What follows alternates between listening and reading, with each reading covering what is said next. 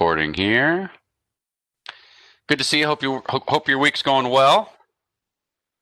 On this edition of Training Tuesday, we're going to talk about some UP job aids that were recently posted. We're going to do a FAQ with some recent questions that we've received to walk through that, as well as our fun fact of the day. So no grand training or nothing huge coming from the front lines here so far this week. So first off, our UP job aids. So we posted 3 new Unified Procurement Program, that's UP, job aids this week, or late last week. The Cooperative JPMC Participant, Cooperative Agency Specific Participant, as well as Lead Agency JPI. Last month, or I think probably late August, we also posted the JPMC Piggyback, and the Agency Specific Piggyback was posted. And so we will have a special guest speaker in November. Maybe I didn't have everybody muted on their end. Sorry about that. We are going to have a special guest speaker from UP in November that's going to walk through some more details about the UP program, which is all our joint purchasing, as well as we're getting these job aids updated for you as well. So for those of you that haven't utilized any of the joint purchasing, that's certainly okay, but our UP guest will explain that in a little more detail and provide some guidance on how to utilize our new JP processes. Okay, so let's walk through just a handful of FAQ, just some recent questions that we have. We used to do this as a part of our training, that if there were any specific questions that were coming in, we would talk about them on the Training Tuesday. I've kind of gotten away from that in the last couple of months, so I think it'd be a good idea to circle back and add that as a part of our Training Tuesday. So a couple of these questions have come up in other trainings as well, but if more than one person are asking these questions in a short amount of time, chances are that means I need to touch base on it on one of these Tuesdays. So first FAQ, how do I find if a vendor is in the Small Business Set-Aside program? So previously you could go and check the Illinois Procurement Gateway, and you can still do that, but if you're in bid buy already, that information is already in bid buy. So what you do is you select the vendor ID link in the vendor tab. So if you are in your bidders list, you can select that tab, and then you select terms and categories, and then you can scroll down to the bottom of the page to confirm if that vendor is registered or not. So why don't I jump out real quick and just show you how easy that is. So let me go to bid buy, or you know what? I'd rather go to just train.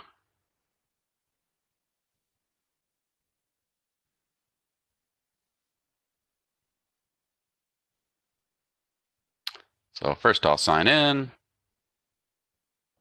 Oh, of course it doesn't match. Oh man.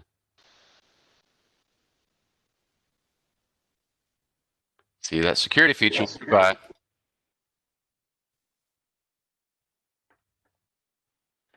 okay, so I can go to,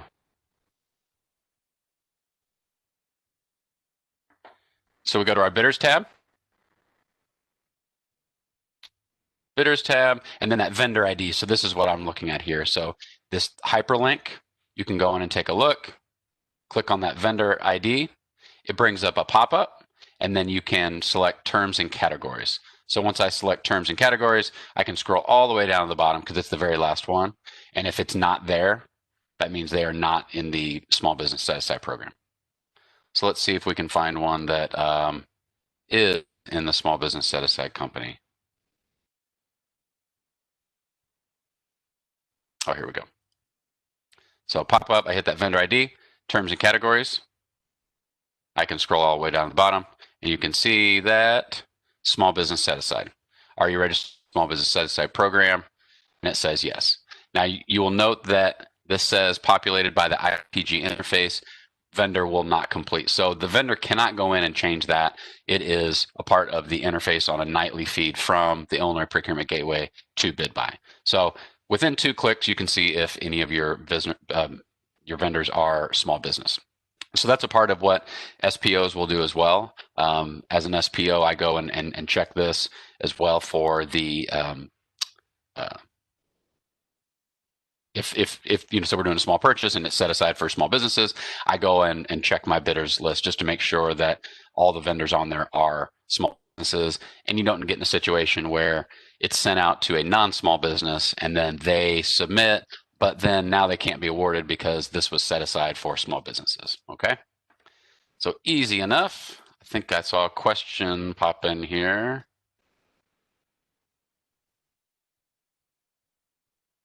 Where did that question go? Pull up the chat. In IPG, we could easily search small businesses, export to Excel, and have a handy one-page list of contact information. How do you do that in BidBuy? Okay, so that is an older process, and we do not want you to do that because having a list of because that small business list is changing daily. So the nice thing about BidBuy is when you go in and add your bidders for every procurement, you're automatically getting the most up-to-date list.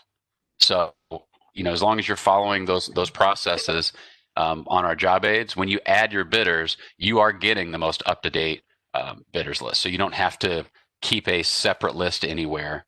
Now you can do that if you want to do that every single time, you could, but we wouldn't want you to keep a list of a small business set-aside program for your particular NIG. It's because what if new vendors come in? I mean, we have our IPG team that's vetting those every single day, and that list is changing every single day. Okay, so we don't want to have a list anywhere of our bidders, because, like I said, BidBuy takes care of that for you, and you can just do that in real time, so you have the most up to date information. Okay, let me go back. Let's see to our next question.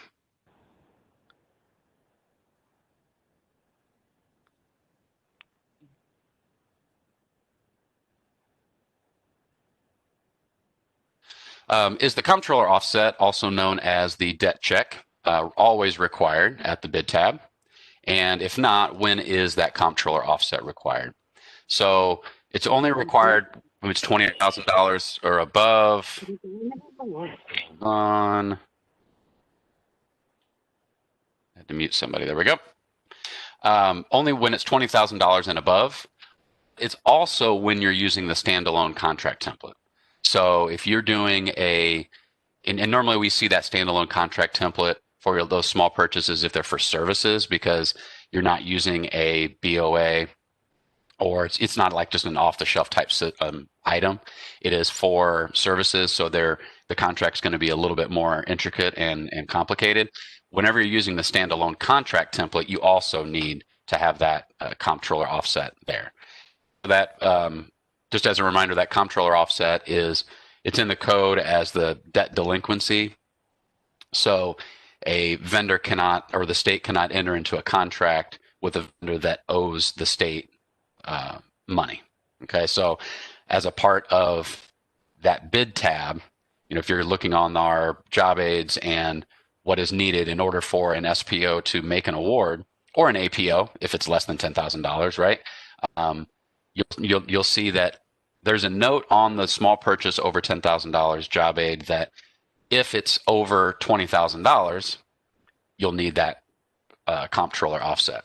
So for a small purchase less than $10,000, you don't even need to take that extra step unless you're using the standalone contract template. So if it is for services, it could be for services $7,000, and if you're utilizing that contract template, you will then, that means you're using the contract, so that kind of kicks in that IOC offset. I don't think that's happening a lot, but I do want to put in, that caveat there that if you're using the contract template, that means you need to have the comptroller offset attached. Okay. Any questions regarding the comptroller offset? And honestly, that note is one of the new additions that we did just recently, an update, and that actually came from agency feedback. So that was a perfect example of somebody in an agency asking for a note to be added on there. So Crystal Blakeman, thank you. All right, our next question. Who applies change orders? That came up. So agency applies change orders, and SPOs apply all bid amendments. And so, and those are listed on our job aids too, who does what on each one of those, in those columns on our job aids. But sometimes, you don't necessarily, we want to be able to just discuss this. So, and the reason why SPOs apply all bid amendments is because, bid amendments are notifying vendors. So that's very similar to when we would, in the old IPB days, the SPO was the only one that could publish anything on bid buy. Technically, agencies have the ability within the system to apply bid amendment, right? I mean, you can see that when you look at bid amendments that you could apply it, but we don't want to do that because SPOs need to publish all of those bid amendments. And there's a timestamp there in bid buy, as well as it says who applied those bid amendment and change orders. So it is documented within the procurement file who, when an SPO publishes those bid amendments to, maybe extend a date or to potential procurement, or they use bid amendments to post notice of awards or change specifications, any of those that are doing bid amendments, the SPO needs to apply.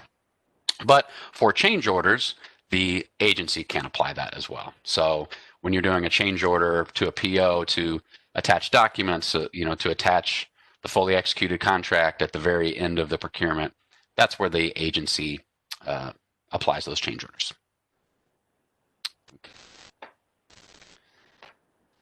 And if you have any other questions too that would be a part of this, not necessarily new series, but I just wanted to be able to have this FAQ segment there because chances are if somebody has a question, other people have a question too.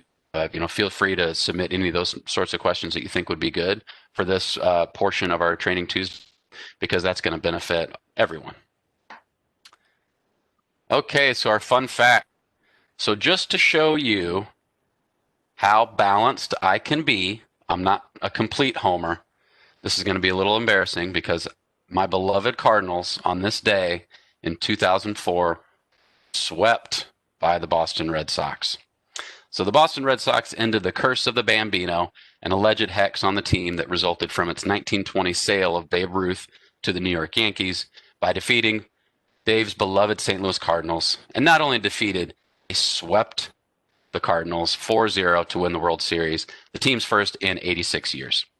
So not only was that historic, but if you remember that year, the Red Sox were down 3-0 to the Yankees in the ALCS before mounting that historic comeback. It was a really fun team to watch. And I was really excited when they came back and beat the Yankees, and then we were destroyed in 4 games. So I know I'm a homer for my Cardinals, so I figured, let's just put a little balance back out there and let you know of the embarrassment of the 2004. So anyway, this video will be posted out, and the slides will be posted as well. Oh, actually, you know what? I wanted to let you guys know, that reminded me, I went out on our page today and just want to let you know that we have reached our 100 documents on our site.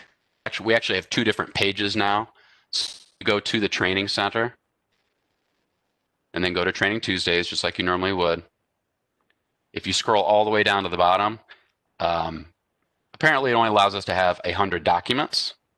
So if you go all the way back through the rest of the year, you can see that now there's an arrow at the bottom. So if you want to get to the most recent one, you just go down and hit that arrow. I'm going to look into seeing if I can flip it so it doesn't go in ascending order, but goes in descending order, which would be the most recent ones first. And I'll let you guys know about that. But I was looking at this and going, well, wait, why we're missing the slides here from last week's training? And it's not. It's actually just on the next page there. So I'll give you an update next week, see if we can flip that, because to me it seems like you would want to have the most recent ones first without having to go and click to the next page. But I'll let you all know. All right, everybody, go out there and kill it. Have a great rest of your week, and happy Halloween. Hope you guys have a good and safe, happy Halloween this weekend, and we'll see you next Tuesday. Thank you.